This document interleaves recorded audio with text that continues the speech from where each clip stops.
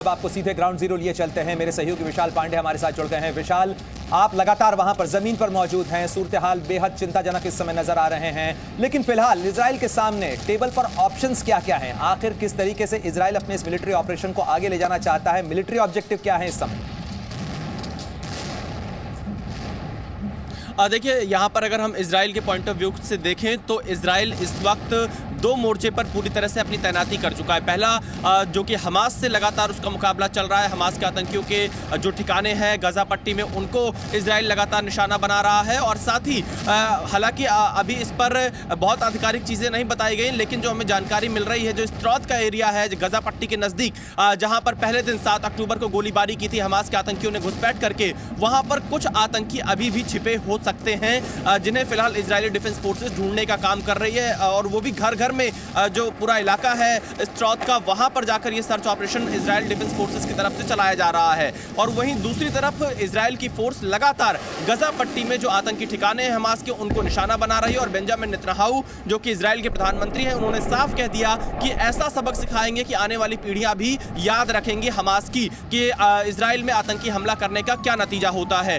दूसरा जो फ्रंट है वो लेबनान बॉर्डर से जो उत्तरी हिस्सा है इजराइल का, वहां पर भी सेना की तैनाती इजराइल की तरफ से की गई है। उस इलाके के बॉर्डर को सील किया गया है। कल हमें ये जानकारी मिली थी, जो इजराइल डिफेंस फोर्स है उनकी तरफ से ट्वीट किया गया था कि एक स्ट्राइक के जरिए जो हिजबुल्लाह का आतंकी पोस्ट है उसको टारगेट किया गया है। और साथ ही यहाँ पर लगातार इजराइल इस वक्त अब बदला लेने की कार्रवाई से काम कर रहा है। लेकिन दूसरी चुनौती ये भी है कि जो बंधक बनाए गए हैं उन नागरिकों को इजराइल कैसे छुड़ाएगा। हालांकि मिडिल ईस्ट के कुछ देशों ने फिलिस्तीन और इजराइल के बीच में मध्यस्थता कराने का प्रस्ताव भी यहाँ पर दिया है कि नागरिकों को छोड़ा जाए। इसके लिए बातचीत भी कुछ देश कर रहे हैं, क्योंकि इसमें कुछ विदेशी नागरिकों को भी बंधक बनाए जाने की खबर है। लेकिन 100 से ज़्यादा ये लोग हमास के कब्जे में हो सकते हैं, इसलिए ये बेहद गंभीर बात है। और कल हमने एक अनवेरीफाइड वीडियो भी सोशल मीडिया पर बहुत ज़्यादा देखा था, जिसमें हमास के प्रवक्ता ये कह रहे थे कि अगर इजराइल ने हमले नहीं रोके तो हम जो हॉस्टेज हैं उनको एक एक कर लाइव टीवी पर आकर उनकी जान लेंगे। तो इस तरह की धमकी भी हमास की तरफ से लगातार दी जा रही है। ऐसी स्थिति में इजराइल के सामने फिलहाल आप ये कह सकते हैं 3 बड़ी चुनौतियां हैं। जो इजरायली नागरिक और विदेशी नागरिक हैं उनको हमास के बंधक से छुड़ाना, दूसरा जो गजा पट्टी से सटे हुए बंधक संकट का जिक्र किया, लेकिन बंधक संकट को खत्म करवाने के लिए, क्योंकि हमने देखा है इसके पहले भी जब इजराइल और फिलिस्तीन के बीच में या इजराइल और हमास के बीच में लड़ाई हुई है, उस समय में इससे पहले 2021 के अंदर अमेरिका और मिस्र ने इसके अंदर मध्यस्थता की थी। क्या इस मामले के अंदर कोई पहल शुरू हुई है, कोई बातचीत शुरू हुई है? क्योंकि ये बंधक संकट अगर इसी तरीके से चलता रहा और इस तरीके से मारकाट होती रही तो ये जंग की आग और भी फैल सकती है। देखिए प्रणय, बिल्कुल यहाँ पर जो अभी जानकारी मिल रही है वो ओमान शायद इस पूरे मामले में बंधकों को छुड़ाने के लिए दोनों देशों से बातचीत कर सकता है। हालांकि इसकी आधिकारिक पुष्टि का अभी इंतजार करना होगा, लेकिन क्योंकि 100 से ज़्यादा इजरायली नागरिकों के बंधक बनाए जाने की खबर है, इस संख्या की भी कोई पुष्टि नहीं कर रहा है। लेकिन जो हम स्थानीय लोगों से लगातार बातचीत कर रहे हैं, कल हमने जो रिजर्व फोर्स की एक 25 साल की लड़की से बात की जो इस युद्ध में खुद वॉलंटियर तौर पर शामिल है, उसका ये कहना था कि छोटे बच्चे, बुजुर्ग और जो महिलाएं हैं उनको हमास के आतंकी बंधक बनाकर ले गए। और इस चीज को बताते हुए वो लड़की लगातार रो रही थी। तो इजराइल के जो लोग हैं उनके चेहरे पर हम डर महसूस कर सकते हैं और वो बहुत ज्यादा डरे हुए, खासतौर पर जो स्त्रौत और एशक्लॉन के एरिया हैं जो गजा पट्टी से सटे हुए हैं, उस इलाके में रहने वाले लोग बहुत ज्यादा परेशान हैं। क्योंकि हर आधे घंटे पे प्रणय लगातार सायरन बजता है और सायरन बजने के मात्र 30 सेकंड का समय मिलता है आपको जब शेल्टर होम्स की तरफ भागना पड़ता है, बंकर में छिपना पड़ता है।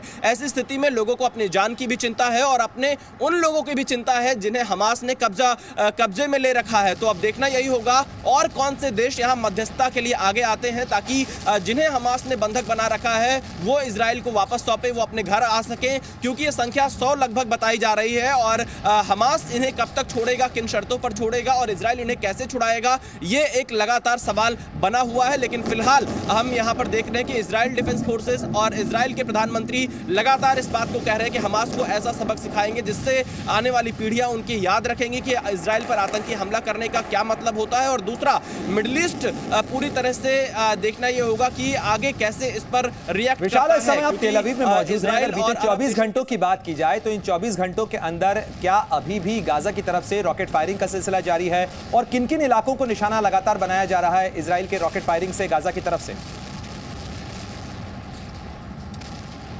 देखिए प्रणय, बिल्कुल इजराइल की तरफ गाजा पट्टी से लगातार रॉकेट दागे जा रहे हैं। आपने जिन इलाकों का जिक्र किया उसमें सबसे पहला जो एरिया है वो स्त्रौत का एरिया है, जो कि गाजा पट्टी से बेहद सटा हुआ है। और इसी इलाके में सबसे पहले हमास के आतंकी घुसे थे, जहां पर निर्दोष लोगों पर फायरिंग कर रहे थे, घरों में घुसकर लोगों को मार रहे थे। फिर उसके बाद जो एश्कलॉन शहर है वहां पर लगातार सायरन की आवाज़ आ रही है और गाजा पट्टी की तरफ से रॉकेट फायर किए जा रहे हैं। कल यरूशलेम में भी रॉकेट फायर किए गए थे। साथ ही इसके अलावा हमने देखा था जो गाजा पट्टी से सटे हुए इलाके हैं वहां पर लगातार सायरन की आवाज़ आ रही है। और इसके अलावा जो अन्य इलाके हैं गाजा पट्टी से सटे हुए, वहां पर भी हमास के तरफ से लगातार रॉकेट दागे जा रहे हैं। खासतौर पर आप कह सकते हैं एश्कलॉन और स्त्रौत, ये दो ऐसे शहर हैं इजराइल के जो सबसे ज़्यादा इस वक्त हमास के टारगेट पर हैं। इन इलाकों में अभी भी, आज सुबह भी हमने एश्कलॉन में बात की तो सायरन बजा था, अशदोद हो, एश्कलॉन हो, ये तमाम वो इलाके हैं, सदरौत का इलाका हो, ये लगातार निशाने पर रहे हैं। लेकिन आप वहां पर मौजूद हैं, ये लगातार लोगों के मन में भी सवाल है इस चीज को लेकर कि आखिर इजराइल का जो इनविंसिबल डिफेंस सिस्टम है वो नाकाम कैसे हो गया। वो जो आयरन डोम सिस्टम जिसकी मिसालें दी जाती थी, आज वो कैसे नाकाम हो गया है, कैसे वो रोकने में सक्षम नजर नहीं आ रहा है और किस तरीके से लगातार वहां से गाजा की तरफ से फायरिंग हो रही है, रॉकेट और मोर्टार दागे जा रहे हैं, लेकिन यहां पर आयरन डोम बचाने में सक्षम नहीं है।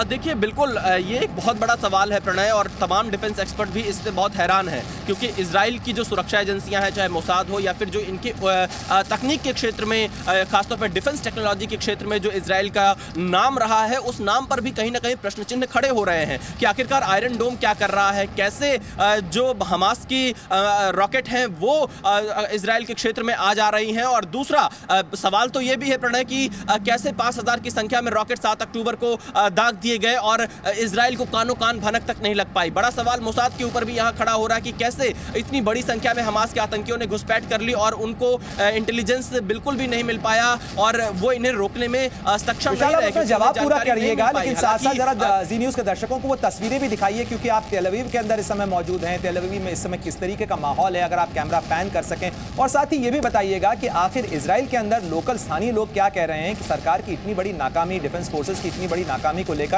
लोगों के बीच भी क्या सवाल और रोष है। देखिए बिल्कुल मैं तस्वीरें आपको दिखाता हूँ। तेल अवीव में फिलहाल हमें स्थिति सामान्य दिखाई दे रही है। लोग अपने घरों से बाहर निकल रहे हैं, अपने काम पर जा रहे हैं, क्योंकि हालांकि यहाँ पर भी सायरन कुछ समय के बाद बजते रहते हैं तो लोगों को शेल्टर होम्स की तरफ जाना पड़ता है। लेकिन कल क्या परसों से ही मैंने लगातार बहुत से इजरायली नागरिकों से बातचीत की। उन सभी के अंदर बहुत गुस्सा है, वो बदला लेना चाहते हैं। उनका ये कहना है कि हमास को खत्म कर दो क्योंकि हमास ने इजराइल के नागरिकों को मारा है। और कल एश्कलॉन में मुझे एक शख्स मिले जो कि वहाँ के स्थानीय नागरिक थे। उन्होंने कहा कि जो प्रधानमंत्री हैं बेंजामिन नेतन्याहू, उनको इस पर कड़ा एक्शन लेना चाहिए। कैसे इतने आतंकी घुस गए और अब तक कैसे हमास इतना लंबा इस युद्ध को लड़ पा रहा है इजराइल के खिलाफ, ये कहीं ना कहीं इजराइल की सरकार को सोचना चाहिए। और यहाँ पर स्थानीय लोगों का कुल मिलाकर यही मानना है कि लगातार जो हमास के आतंकी ठिकाने हैं, जो हमास के मददगार हैं, जो हमास के समर्थक हैं, उनको इजराइल सरकार के द्वारा लगातार उन पर एक्शन लिया जाना चाहिए ताकि जो लोग हैं। और एक और बड़ी बात कि हमने जब यहाँ पर लोगों से बात की, उनका कहना था कि सबसे पहले सरकार को बंधक लोगों को सुरक्षित वापस लाना चाहिए क्योंकि लोग बहुत परेशान हैं कि उनके घर परिवार के लोग किस हालात में हैं और जिन्हें बंधक बनाया गया उसमें बच्चे भी हैं, उन्हें हमास ने कैसे हालात में रखा है। तो इजराइल के लोगों की ये चिंता है और खासतौर पर जो गाजा पट्टी से सटे हुए इलाके हैं वहाँ के लोगों के मन में बेहद डर है। पूरी की पूरी सड़कें वीरान पड़ी हुई हैं, लोग घरों से बाहर नहीं निकल रहे हैं और सायरन बजते ही घर के अंदर जो शेल्टर्स है, बंकर्स है, उसके अंदर भाग जा रहे हैं। पूरी की पूरी सड़कें आपको खाली दिखाई पड़ेंगी क्योंकि ये माहौल ऐसा है कि रॉकेट कहां पर आकर गिर जाए किसी को नहीं पता, कौन इस रॉकेट का टारगेट हो जाए किसी को नहीं पता। कल हमने देखा एक गाड़ी, चलती हुई गाड़ी थी, सायरन बजा, उसके जो लोग थे वो लोग वहां से तुरंत गाड़ी से निकलकर वापस गए। जैसे ही गाड़ी से निकलकर वो मार्केट तक पहुंचे, वो रॉकेट उसी गाड़ी पर आकर गिर गया। तो आप सोचिए कि कहां पर वो रॉकेट आकर गिर जाए ये किसी को नहीं पता है, इसीलिए लोगों के मन में बहुत डर है। और बिल्कुल विशाल, मैं रोकना चाहूंगा आपको, लेकिन ये ताजा तस्वीरें भी हम दर्शकों को दिखा दें। कुछ इस तरीके का सूरत हाल इस समय देखने को मिल रहा है।